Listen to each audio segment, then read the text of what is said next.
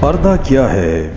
پردہ مرد اور عورت دونوں پر فرض ہے۔ پردے کا حکم قرآن میں ہے اور جس بات کا حکم قرآن میں ہو اس پر عمل کرنا ہم پر فرض ہے۔ ہم سمجھتے ہیں کہ برقعہ نقاب ہی پردہ ہے، لیکن ایسا نہیں ہے۔ کوئی بھی ایسی چادر یا ایسا لباس جس سے پورا جسم ڈھک جائے اور جسم کا کوئی بھی حصہ نظر نہ آئے، وہ بھی پردہ ہی ہے۔ اور پردے کا مطلب خود کو چھپانا ہے۔ مردوں کے لیے قرآن کریم میں حکم ہے، آپ مومن مردوں سے کہہ دیں کہ وہ اپنی نگاہیں نیچے رکھے اور اپنی شرمگاہوں کی حفاظت کرے، یہ ان کے لیے زیادہ پاکیزہ ہے۔ یقیناً اللہ تعالیٰ اس سے پوری طرح باخبر ہے جو کچھ وہ کرتے ہیں۔ عورت کے لیے قرآن کریم میں ارشاد ہے، اور آپ مومن عورتوں سے بھی کہہ دیں کہ اپنی نگاہیں نیچے رکھے اور اپنی شرمگاہوں کی حفاظت کرے اور اپنی زینت کو ظاہر نہ کرے۔ جب بھی پردے کی بات ہوتی ہے تو سب سے پہلے عورت کا ہی خیال آتا ہے کہ پردہ صرف عورت کے لیے ہی ہے، لیکن قرآن میں پردے کا حکم عورت اور مرد دونوں کے لیے ہے۔ مرد اپنی نظروں کی حفاظت کرے۔ اسلام نے صرف عورتوں کو نظریں بھر کر دیکھنے پر پابندی لگائی ہے۔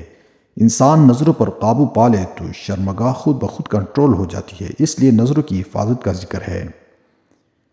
جہاں ایک بار کشش محسوس ہو وہاں دوبارہ نگاہ دوڑانا بدکاری ہے۔ آپ عورت کے پردے کی بات کرتے ہیں، کیا جب پردے کا حکم آیا تو صحابیات نے یہ کہا تھا کہ کچھ دن بعد شروع کریں گے، یا پوچھا کہ کیوں اللہ نے پردے کا حکم دیا ہے، یا پھر یہ کہا کہ پردہ تو دل کا ہوتا ہے، حیا تو آنکھوں میں ہونی چاہیے؟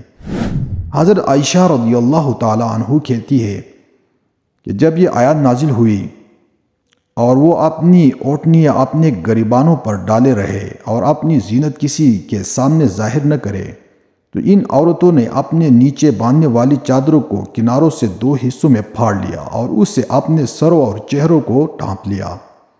ہمارے پاس چوائس نہیں ہے، ماننے پر جزا اور نہ ماننے پر سزا کے لیے تیار رہے، لوگوں کی باتوں کو نظر انداز کرے۔ اگر آپ پردے میں آنٹی لگ رہی ہے تو کوئی بات نہیں، جنت میں آپ دنیا سے 70 گنا زیادہ سونی شہزادی ہوں گی۔ گرمی لگتی ہے، کوئی بات نہیں، یہ گرمی جہنم کی آگ سے لاکھوں درجے بہتر ہے۔ حیات دین اسلام کی خوبصورتی ہے اور شیطان کا مشن ہی انسان کو بے حیا کرنا ہے۔ آپ قدم تو بڑھائے اللہ کی طرف۔ ایک ہی دفعہ میں شرعی پردہ کرنے میں مشکل ہو رہی ہو تو آپ آہستہ آہستہ کر لے۔ جو دوپٹہ نہیں لیتی وہ کم از کم دوپٹے تک آ جائے، جو دوپٹے لیتی ہیں وہ حجاب تک آ جائے، جو حجاب لیتی ہے وہ برقع تک آ جائے، اور جو برقع تک ہی ہے وہ پردہ تک آ جائے، اور جو پردہ کرتی ہے وہ شرعی پردہ تک آ جائے۔ پہلا قدم مشکل لگے گا، آگے اللہ سبحانہ و تعالی آسانیاں پیدا کرتے جائے گے۔ کٹا سکتی ہے سر مگر سجدہ نہ چھوڑے گی، بیٹیاں امتی مسلمہ کی کبھی پردہ نہ چھوڑے گی۔ اللہ ہم سب کو دین کو سمجھنے اور اس پر عمل کرنے کی توفیق عطا فرمائے، آمین۔